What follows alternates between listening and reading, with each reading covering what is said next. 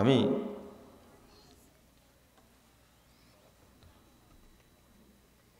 আল্লামা দেলাওয়ার হোসেন সাইদি সাহেবের সাথে 3 মাস 22 দিনের মতো একসঙ্গে জেলে ছিলাম। তো সকালে বা বিকেলে এই জেলখানার সামনে দিয়ে রাস্তা আছে, 2 সাইডে গাছ লাগানো আছে, হাঁটতাম।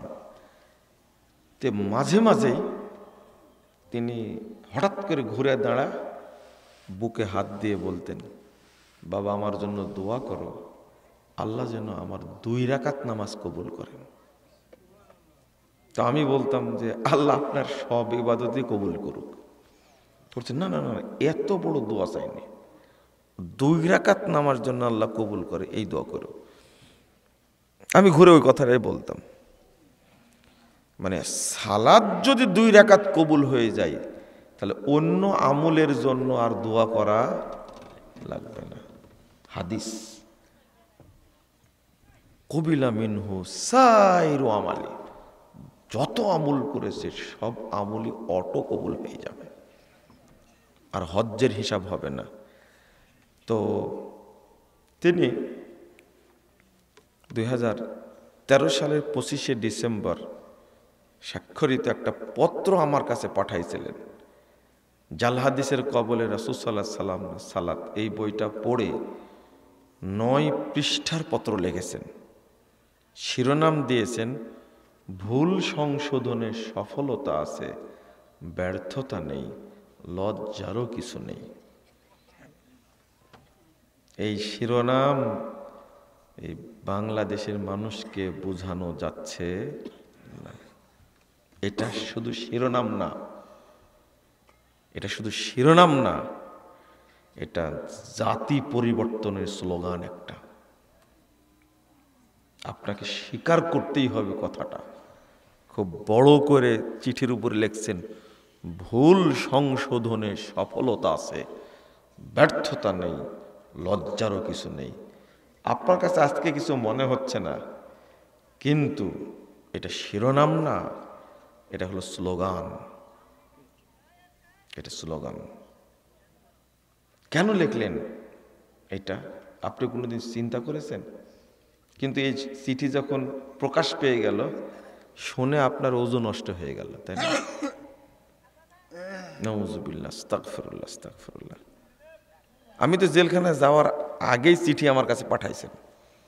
14 সালের 7 নভেম্বর গেছি আমি জেলে, আর পাঠাইছেন 13 সালের 25শে ডিসেম্বর, প্রায় 1 বছর আগে না, 11 মাস আগে। শুনেন, আপনারা হয়তো মনে করতে পারেন যে মুজাফফর জেলখানায় গিয়ে তার কাছ থেকে লিখে নিয়েছে, তাই না? বুঝেননি কথা, তাই না? আমি কিন্তু জেলে গেছি আরো 11 মাস পরে। এই চিন্তাটা করেন না, তার সাথে কোনো দেখাই হয়নি। যেদিন সাক্ষাৎ হলো সকালে গেলাম তার কাছে, সালাম দিলাম। আসলে চিনে না আমাকে, আমি চিনি। তো যে ছেলেটা নিয়ে গেছে উনি কিন্তু পাঠাচ্ছে আমাকে নিয়ে আসার জন্য। আসছি আমি সন্ধ্যার সময়, পরের দিন সকালে পাঠাইছে, সালাম দিলাম। তো ওই ছেলে যখন বলছে যে স্যার ইনি হলেন মুজাফফর বিন মহসিন, পট করে ঘুরে জোড়া ধরে বলছেন, আরে আমি তো মনে করছি 60-70 বছর বয়স, তাহলে চিনে না আমাকে? লা হাওলা ওয়ালা কুওয়াতা ইল্লা বিল্লাহ।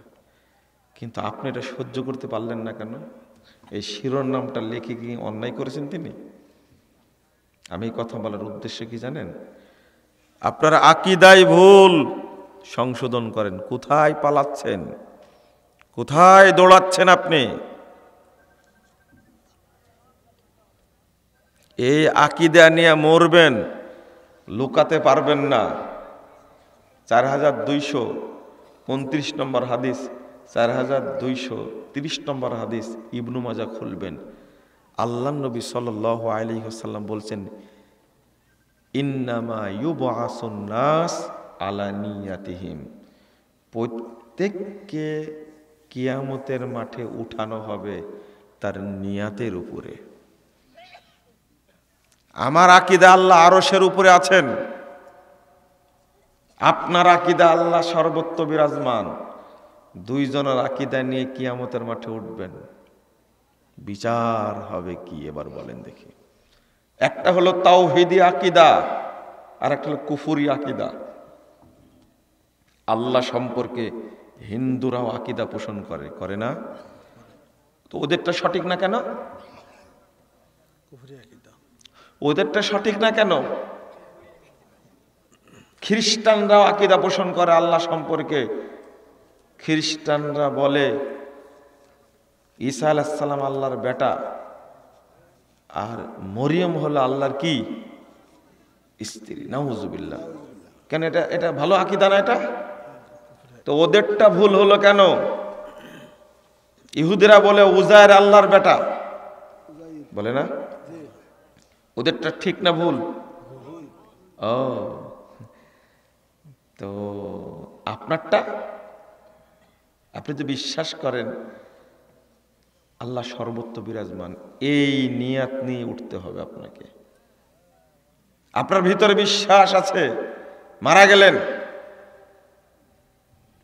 সকল ক্ষমতার উৎস জনগণ, এই নিয়াত নিয়ে মারা গেলেন আপনি, আপনাকে এর উপরেই উঠানো হবে। আল্লাহর সাথে দেখা হওয়ার সৌভাগ্য হবে না আপনার। আপনি মারা গেলেন কাফের অবস্থায়। এখন বলবেন আমাকে, কি বলেন? আমি 5 বার হজ করেছি, 20 বার উমরা করেছি, মসজিদ করেছি। বলুন, দাপট দেখা লাভ নাই, মসজিদ দিয়ে কখনো জান্নাত হয় না। যদি তাই হতো, আপনি হলেন বেদাতি মসজিদের মুতাল্লি, আর আব্দুল মুত্তালেব ছিল কাবার মুতাল্লি। চলেনি? কাবার মুতাল্লি হয়ে জাহান্নাম ঠেকাতে পারেনি। আবু তালেব এত সৎ মানুষ, যতদিন মুহাম্মদ সাল্লাল্লাহু আলাইহি সাল্লাম দাওয়াতি কাজ করেছেন ওনার জীবদ্দশায়, আবু তালেব যতদিন বেঁচে ছিল ততদিন মুহাম্মাদের উপরে কেউ চোখ রাঙাতে পারেনি। এইরকম নিরাপত্তা দিয়েছে। কাবার মুতাল্লি, সারা পৃথিবীতে যত হাজি যেত হজ করতে তাদেরকে আপ্যায়ন করাতো, কাবা ঘর তওয়াফ করত, সাফা মারওয়া সাই করত, আবু তালেব হজ করত, কিন্তু হজ তাকে ঠেকাতে পারেনি। সব ইবাদতই ছিল, ছিল না শুধু কি? তাওহীদ। আপনি কে বলেছে কাবার মুতাল্লি হয়ে তাই জান্নাতে যেতে পারেনি, হজ করে তাই জান্নাতে যেতে পারেনি? আর আপনি বলছেন আমি 20 বার হজ করেছি। কোনো লাভ নাই। আপনার আকীদায় শিরিক আছে। আপনি বিশ্বাস করেন নবী নূরের তৈরি, নাউজুবিল্লাহ। আপনি বিশ্বাস করেন নবী এখনো মরেইনি, জীবিত আছে। কাফের হয়ে কি দাপট দেখাচ্ছে! লা হাওলা ওয়ালা কুওয়াতা ইল্লা বিল্লাহ। কোনো লাভ নাই, কোনো লাভ নাই। যে চিন্তাটা করছেন ওই চিন্তা ভুল। আর একটা হলো, আমি সালাতের কথা বলতে গেছি, একটু বলবো, থামেন একটু। কষ্ট পাচ্ছেন আপনারা? আরে কেউ ওয়াজ করবে আর কেউ ওয়াশ করবে। আমি তার ফজিলত বলতে আসিনি। আলোচনা শুনে যদি একজন লোক বুঝে তো আলহামদুলিল্লাহ। হাজার হাজার মূর্খ দিয়ে কি হবে? যে তাই হবে তা টঙ্গীর মাঠে যেতাম ওয়াজ করার জন্য, যদি লোকের দরকার হয়। হজ হচ্ছে, হ্যাঁ, টঙ্গীর মাঠে গেলে হজ হবে। তারপরে টঙ্গীর মাঠে গেলে মক্কায় সালাত আদায় করলে 1 লক্ষ গুণ বেশি নেকি হয়, আর টঙ্গীর মাঠে নামাজ পড়লে 1 কোটি গুণ বেশি নেকি হয়। এত বড় ফজিলতপূর্ণ জায়গা, ওখানে যেতাম। বেশি লোকের দরকার নাই আমার। বুঝেন, একজন বুঝেন, এখান থেকে বরকত হবে ইনশাআল্লাহ। ওই ভাইরাস বক্তাদের নিয়ে আপনি ওয়াজ করবেন আর গান বাজাবেন, আমার যায় আসে না। ভাইরাস বুঝেন? ভাইরাস, আরে করোনা ভাইরাস শুধু আপনাকে মারবে, ও আপনার আকীদাও মারবে না, আমলও মারবে না। কিন্তু করোনা ভাইরাসের চেয়ে এই ভাইরাস বক্তাগুলো বেশি খারাপ, বেশি ভয়ানক। ওরা আপনার আকীদাও নষ্ট করে, আমলও নষ্ট করে, আপনার ইসলামও নষ্ট করে। এই জন্য ভাইরাল বলি না আমি, ভাইরাল শব্দটা দারুণ। এই জাহেল বক্তার কাছে এই বলা যাবে না, এটা আমি বলি ভাইরাস। নাউজুবিল্লাহ, আস্তাগফিরুল্লাহ। এই ভাইরাস বক্তার ওয়াজ শুনে শুনে আপনার কান নষ্ট করে রাখছেন আপনি, তাই না? কান নষ্ট করে রাখছেন। কেউ যদি শোনার জন্য, শোনেন, এইভাবে ক্লিক করে দেখি কি বলে, শুনেই নি, তার আগেই জেনা করার চেয়ে বড় পাপ করে ফেলেছে ও। শোনার পরে কি হবে তা জানে। আজমাল আইম্মাতুল মুজতাহিদুন আল্লাহ ইয়াজুজ আইয়াসালা শাখসু আন মুবতাদিন। ইমাম মুজতাহিদগণ একমত, কোন বিদাতির কাছ থেকে ইলম নেওয়া যাবে না। ওয়াকালু আয-যিনা আকবারুল কাবায়ের, জিনা বড় পাপের মধ্যে অন্যতম, তবে আখাফু আইয়াস আলা শাখসু আন দীনিহি মুবতাদিআন, তবে জিনা অনেক হালকা ওই ব্যক্তির তুলনায় যে দিনের ব্যাপারে কোনো বেদাতিকে জিজ্ঞেস করে। বুঝেন না মনে হয়, তাই না? জিনার চেয়ে অনেক বড় পাপ কোনো বেদাতির আলোচনা শোনা। ও আপনার অন্তর নষ্ট করবে, ও আপনার আকীদা নষ্ট করবে, ও আপনার মানসিকতা নষ্ট করবে। এই জন্য জিনার চেয়ে বড় পাপ। শোনার পরে কি পাপ হবে সেটা জানি না, কিন্তু খালি জিজ্ঞেস করলে জিনার চেয়ে বড় পাপ হবে বলি আপনাদের কানে যায় না, আপনারা বুঝেন না। আমি আর যারা সচেতন দুইটা মিলে অ্যাড করতে চাই, এক জায়গায় করতে চাই, কি বলে জানেন? সুন্দর করে বলে, নুমিনু বিবাযিন ওয়া নাকফুরু বিবায, কিছু নেব আর কিছু ছাড়বো। ওয়া ইউরিদুনা আন ইয়াত্তাখিযু বাইনা যালিকা সাবিলা, আর দুইটা মিলে সুন্দর একটা পথ তৈরি করব। কি সুন্দর কথা না? বুঝেননি কথা? তাদের যুক্তি, এই যে এখন সংবিধান সংস্কার কমিটি গঠন করেছে না, ওরা জমা দিয়েছে, দিয়ে বলছে ধর্মনিরপেক্ষ মতবাদ নাই, জাতীয়তাবাদ নাই, সমাজতন্ত্র নাই, শুধু আছে খুনতন্ত্র। কি রাখছে? খুনতন্ত্র বুঝেন? গুমতন্ত্র বুঝেন? ধর্ষণতন্ত্র বুঝেন? স্বৈরতন্ত্র বুঝেন, তাই না? গণতন্ত্রটা শুধু রেখে দিয়েছে, আর বাকিগুলো সব কি আউট করেছে। অথচ এইটার নামই হলো খুনতন্ত্র। এই খুনতন্ত্র দিয়েই 17 বছর আয়নাঘর তৈরি করেছে। তাও লজ্জা নাই, তাও শরম নাই, তাও হায়া নাই। এই মুসলিম দেশে এই ধর্ষণতন্ত্র থাকবে কেন? সংবিধান থাকবে কেন মুসলিম দেশে? মুসলিমদের স্রষ্টা হলেন কে? আল্লাহ। আল্লাহর বিধান অনুযায়ী চলবে, কোরআন এবং সুন্নাহ হবে সংবিধান। তোমাকে বিধান তৈরি করতে বলেছে কে? তোমার অধিকার দিয়েছে আল্লাহ। সংবিধানই থাকবে না বাংলাদেশে। আরে ডক্টর ইউনূস যতদিন আছে বলেনি, বুঝছেন? পরে যখন আর একজন আসবে আবার জেলে ঢুকাবে, ঢুকাক, কিন্তু আপাতত বলি। বুঝেননি কথা আপনারা? সৌদি আরবের কোন সংবিধান আছে? আছে? চলে না।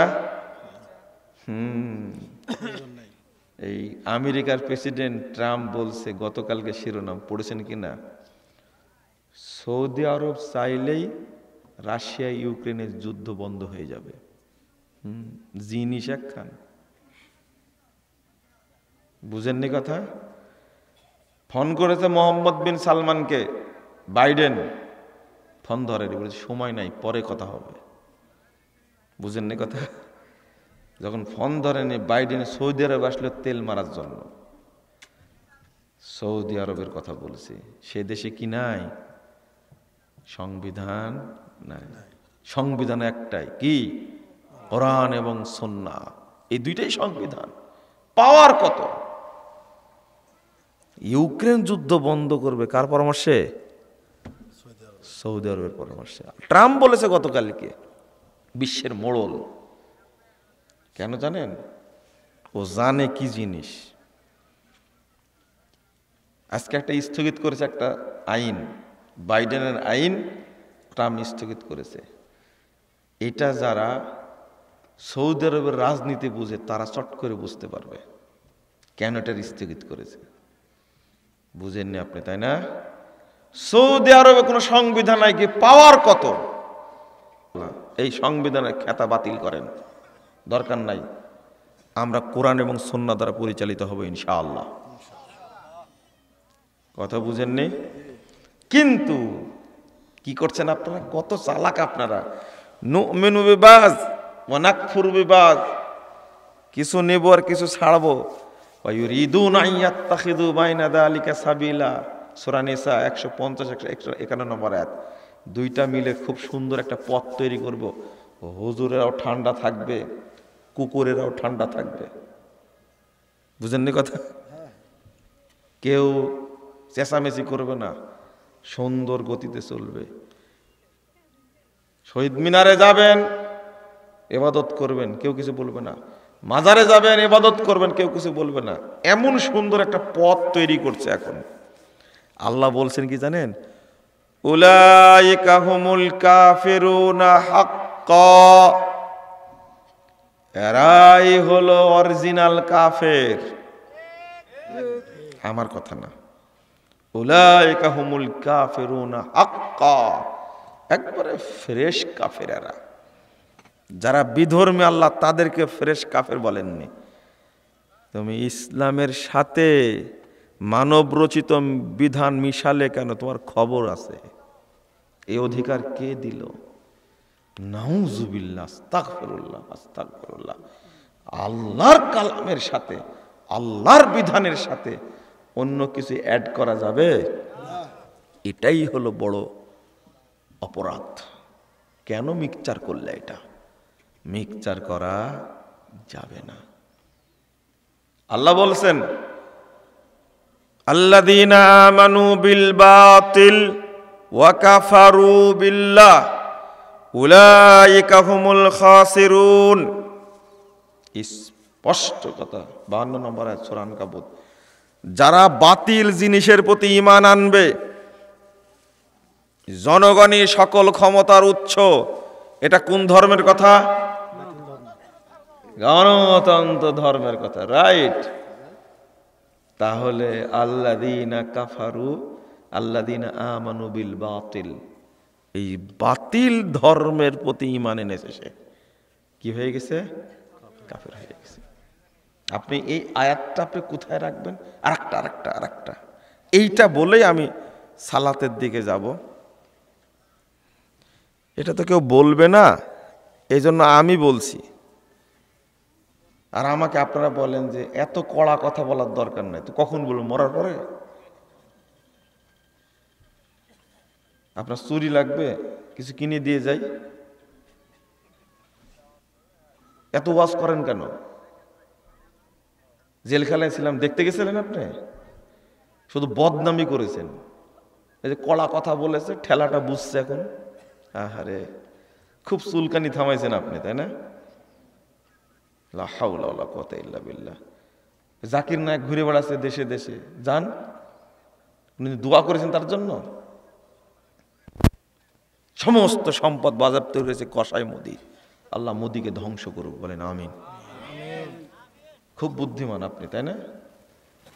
দেশে জায়গা হয়নি জাকির নায়েকের, বাচ্চা কাচ্চা নিয়ে কোথায় থাকে না থাকে, কখন মালয়েশিয়া, কখনো ইন্দোনেশিয়া, কখনো সৌদি আরব, কখনো কুয়েত, কখনো দুবাই, ঘুরে বেড়াচ্ছে, ঠিকানা নাই তার। বলেন যে ও দাওয়াতি কাজ করাই ঠিক হয়নি। কে বলেছে পিস টিভি খুলতে থাকে? বলেন, চুলকানিটা থামান একটু।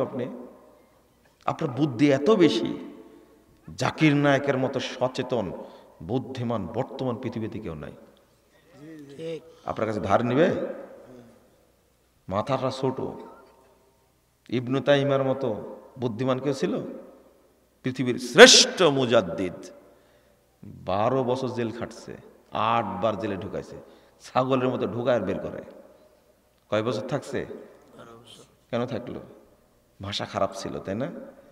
কথা বলতে জানতো না, বোকা লোক একটা ছিল। খুব বুদ্ধি আপনার। মানুষের নীতি এত খারাপ হয়ে গেছে, একজন মানুষ বিপদে পড়লেও বলবে যে ঠিক হয়েছে। এত কড়া কড়া কথা কয়। কে বলেছে এই কড়া কড়া কথা বলেছে? ওরে বুদ্ধিমান তুমি, তুমি একটা কাপুরুষ, তুমি একটা ধোঁকাবাজ, ধান্দাবাজ একটা। তুমি, তোমার মরা ভালো, তোমার এই জীবন ভালো না, মরে যাও তুমি। এই লাশ দিয়ে কি হবে দুনিয়াতে? শোনেন, এই তাগুত থেকে জাতিকে মুক্ত করতে হবে ইনশাআল্লাহ, ইনশাআল্লাহ। বলছেন আর একটা আয়াত বলবো, বলছিলাম সূরা আল ইমরান 100 নম্বর আয়াত। আল্লাহ বলছেন, ইয়া আইয়ুহাল্লাযীনা আমানু ইন তুতিউ ফারীকাম মিনাল্লাযীনা উতুল কিতাব ইয়ারুদ্দুকুম বা'দা ঈমানিকুম কাফিরিন। শোনো ঈমানদারগণ, যাদেরকে কিতাব দেওয়া হয়েছে, তোমরা যদি তাদের আনুগত্য করো, তাদেরকে ফলো করো, তাদের অনুসরণ করো, তাহলে তোমাদেরকে ঈমান থেকে বের করে তোমাদেরকে কাফের বানায় দিবে। এটা আল্লাহর কথা। গণতন্ত্র বাজারদাত বাংলাদেশে করেছে কেন? আমেরিকা কেন করেছে? তৈরি করেছে তারা, পাচার করেছে কোথায়? এইটাই, এই খ্রিস্টান ইহুদি এরাই পাচার করে চালু করেছে। তা আপনাকে মুমিন বানানোর জন্য চালু করেছে না কাফের বানানোর জন্য? ধর্মনিরপেক্ষতাবাদ খ্রিস্টানরা চালু করেছে, ইহুদিরা চালু করেছে। আপনাকে মুমিন বানানোর জন্য না কাফের বানানোর জন্য? সমাজতন্ত্র চালু করেছে কার্ল মার্কস, মাও সেতুং।